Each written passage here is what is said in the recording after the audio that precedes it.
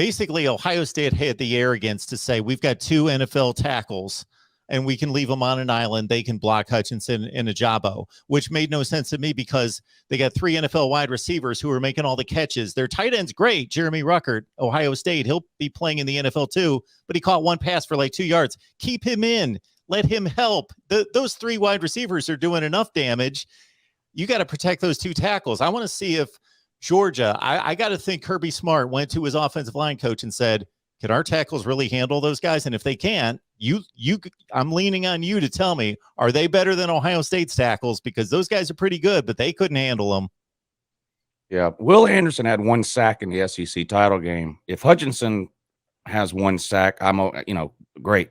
But Michigan, see, I get a lot of hate for this on my channel, but I think overall Michigan has a better defense than Alabama. Now, it's hard to say for sure because in college football, you play totally different schedules and all that. So right. you can't say, well, this team only gives up 300 yards and this team gives up 310, so the 300-yard team is better. Well, you don't really know that, but Michigan's higher ranked in almost every defensive category this year than Alabama.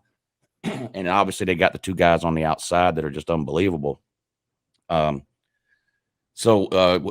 see, but I don't know how much. Well, I can tell you this: Stetson Bennett's not dropping back to throw the ball 55 times like he did against Alabama. I mean, that was insane. Any argument you can make to play Stetson Bennett at QB does not involve him dropping back to throw 50-something times. I mean, if that was the plan, then it's even worse that you didn't play JT Daniels. I mean, that's just insane. I mean, we were beating these teams earlier in the year, and, Stetson Bennett would be 14 of 19 for 210 yards and a couple of touchdowns. You send him out there, drop back 50-something times. He tipped at 49 passes, but by the time you account for the sacks and the times he took off scrambling, he dropped back 55 times in that game to throw the ball. Stetson did. That's insane.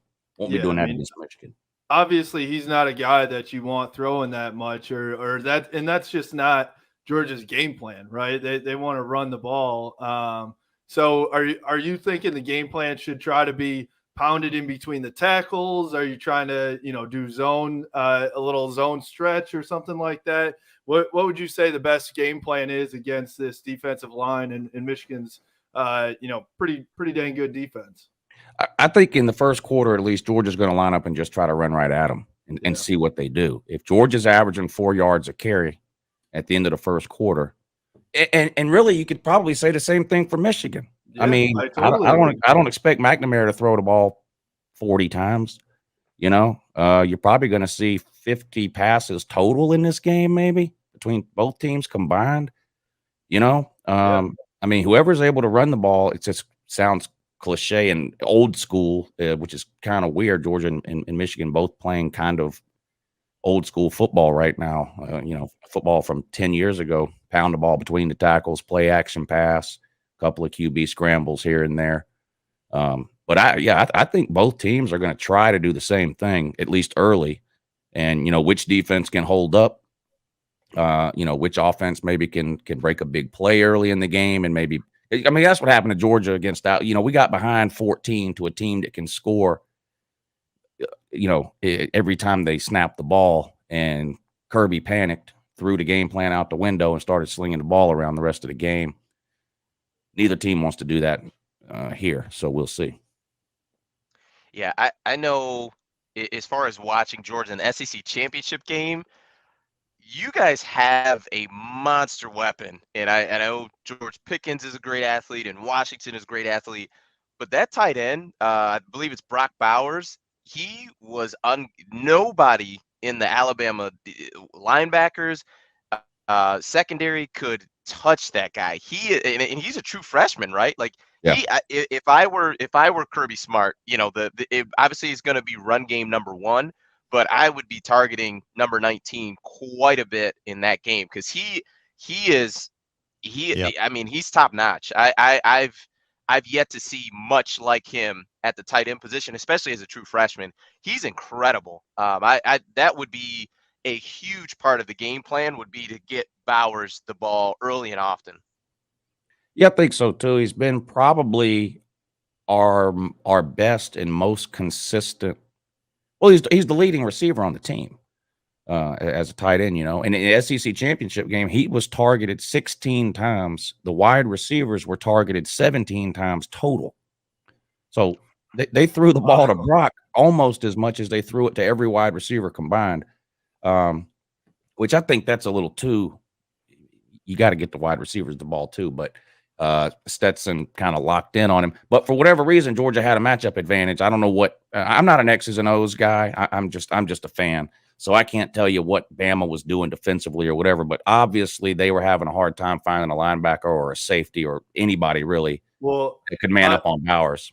How do you find a guy that's 6'8" and can run a 4.5 40 to keep up with him, right? Yeah, unreal. And I can consider myself pretty knowledgeable when it comes to Georgia and its roster and its recruiting and stuff like that.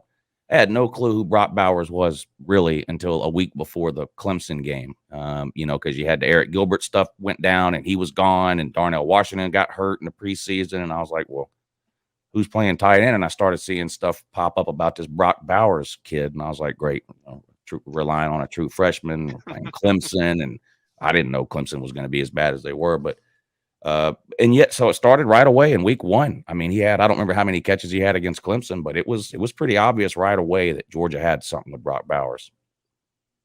Yeah. And I'm trying to think, Des, I'm trying to think who Michigan's going to try and put on him. I know, we had Junior Colson on our podcast this week, and he's a freshman, but he's speedy. And Nikhai Hill-Green is also young, but speedy as well. Whereas Josh Ross is the senior, but can't move. Not as well, So I'm thinking they try to put one of those young guys on him.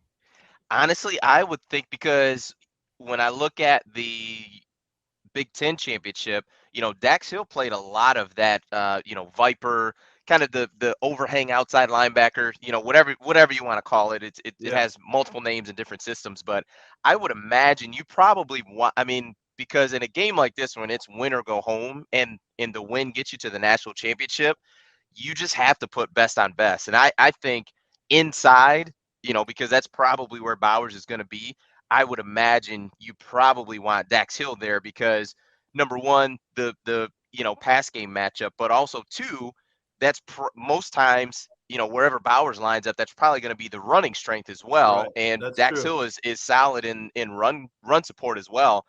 That would if just thinking about it just off the top of my head, I would imagine that's what the matchup would be. But I think one thing with Mike Macdonald, he's done a phenomenal job of adapting, of letting guys play free, kind of run around and just use their athleticism. There's been so much talk about Aiden Hutchinson and how he's been able to be just unleashed and not been in that Rashawn Gary spot where you're two gap reading and it's just go get the quarterback, man, just go get him.